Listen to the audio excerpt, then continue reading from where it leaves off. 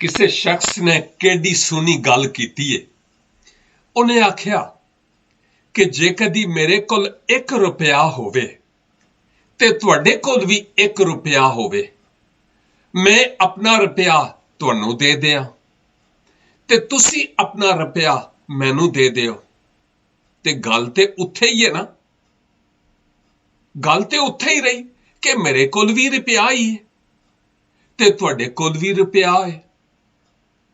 लेकिन जे कदी कौम की तरक्की वास्ते, कलीसिया की तरक्की वास्ते तुहाडे कोल कोई ख्याल है ते मेरे कोल भी कोई ख्याल है, ते जे कदी मैं अपना ख्याल तुहानू दे दियां ते तुसी अपना ख्याल मैनू दे दिओ, ते मेरे कोल भी 2 ख्याल हो गए ने ते तुहाडे कोल भी 2 ख्याल हो गए ने।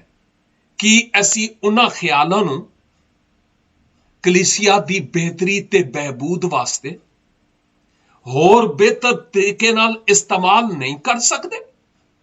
मेरे कोल 50 दा नोट ते तुहाडे कोल 50 दा नोट, तुसी मैनू दे देवो, मैं तुहानू दे दियां ते होवेगा 50 दा ही नोट ना, मेरे कोल भी ते तुहाडे कोल भी इक्को ही नोट। ते जे कदी 50 ख्याल तुहाडे कोल हुण ओ मैनू दे देवो ते मेरे कोलों 50 ख्याल तुसी लै लवो, तो फिर वेखो किन्ने अमीर हो जाएंगे। लेकिन जरूरी गल है कि उन्हां ख्यालों नू असी कौम की बेहतरी ते तरक्की दे लई इस्तेमाल करने वाले होइए, अपने आप दे लई नहीं। परवरदिगार इस ख्याल दे सबबों अज मैनू ते तुहानू कनेरी बरकत देवे। आमीन।